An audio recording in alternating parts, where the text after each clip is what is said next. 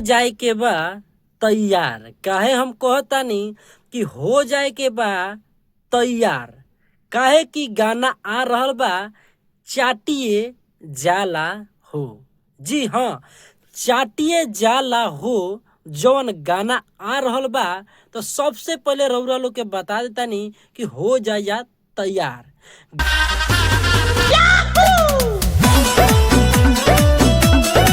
गाना चाटिए जाला जौन आ रहल बा आप सबके बीच, यानी रउरा लोग के बीच में बहुत ही प्यारा यानी कि बहुत ही रोमांटिक गाना, यानी कि हमनी के दिल में रहे वाला खेसारी लाल यादव के गाना आ रहल बा चाटिए जाला हो। सबसे पहले हम बता देतानी कि वीडियो बनावत ना रही, कुछ हमारा प्रॉब्लम रही, ये वजह से वीडियो ना बनावत रही।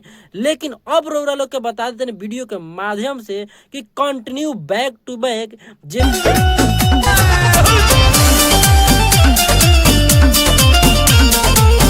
जितना भी गाना है सबके रिव्यू ये चैनल पर मिली और टाइम टू टाइम मिली।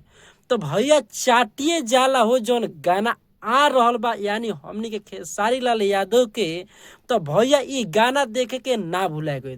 तब आखिर ये गाना कहिया आई, ये गाना आखिर कहिया आई, बहुत लोग के पता भी ना होई कि चाटिए जाला हुई गाना आखिर आवत कहाँ से बा।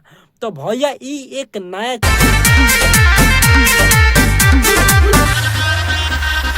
चैनल से गाना यानी कि 0 सब्सक्राइबर से आ रहल बा। तो हम इहे को हम सब कुछ से कि गाना के 1 डे 1 मिलियन पहुंचावे के बा चाटिए जाला हो। भैया ये में गाना के अगर बात कइल जाओ कि फीमेल सिंगर में आखिर के गइले होई, रउआ लोग इहो बता दे आखिर के गइले होई फीमेल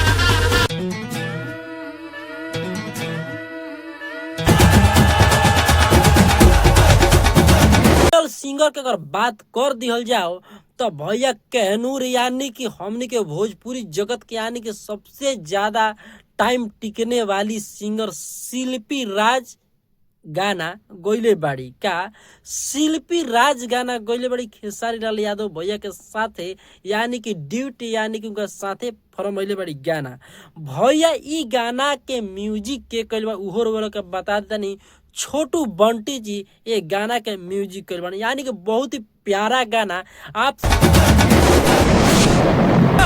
सबके बीच में आ रहल बा।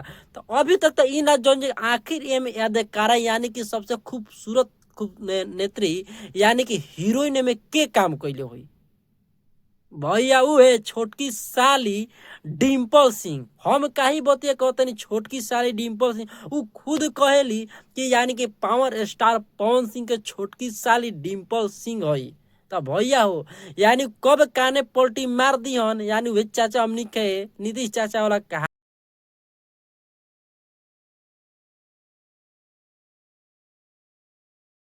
हाल बा।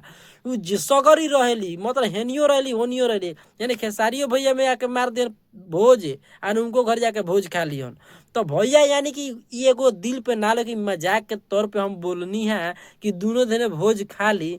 लेकिन डिम्पल सिंह के भाई जौन ठुमुका यानी कि जो उनकर फिटनेस के देख के बात कर जा, तो भाई बहुत लोग उनकर फैन इतना बाड़न कि गाना यानी उनकर फोटो चाहे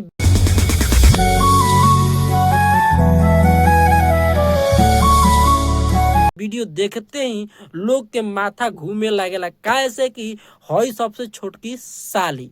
भैया हो ई गाना आ रहल बा बहुत ही यानी कि प्यारा गाना, ई गाना बहुत ही प्यारा आ रहा। एक गाना के देखे के ना भूलाए कोई, कैसे कि आखिर गाना अब कहिया होता इहो वाले खुलम से खुलम बता देनी।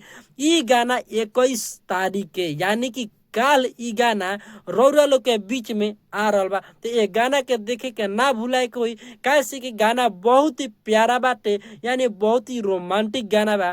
तो यानी कि चाटिए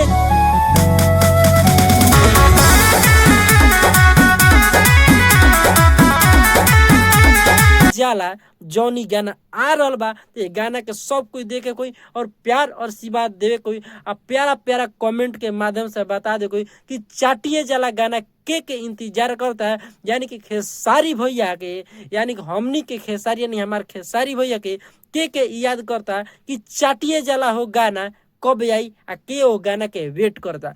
तो भैया वो गाना बहुत ही बवाल बा, ये गाना के सब कोई के देखे को।